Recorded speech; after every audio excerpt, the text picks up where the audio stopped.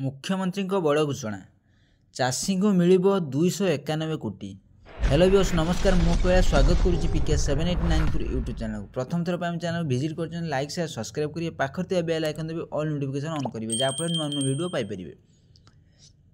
कृषि और कृषक सशक्तिकरण विभाग पक्षर आयोजित 3 दिनिया कृषि ओडिशा 2025 समारोह भुवनेश्वर बरमुंडा पड़िया 3 दिन धरी अनुष्ठित होउची। सारा राज्य हजार हजार चाषी जोग देइचंती। मुख्यमंत्री मोहन चरण माझी कार्यक्रम उद्घाटन करिसंती। एही मेला रे कृषि उपक्रम उन्नत प्रणाली रे चाषी पद्धति और उन्नत किस्म विहन और विभिन्न प्रकार कृषि संपत्ति और ज्ञान कौशल प्रदर्शित करा जाउची जहाँ चाषी आय वृद्धि सहायता हेबो। मुख्यमंत्री बड़ घोषणा करिसंती। अदिनिया वर्षा को प्राकृतिक विपर्यय घोषणा करिसंती जे मुख्यमंत्री अदिनिया वर्षा रे फसल क्षति सही चाषी को डीबीटी माध्यम सहायता दिज्व।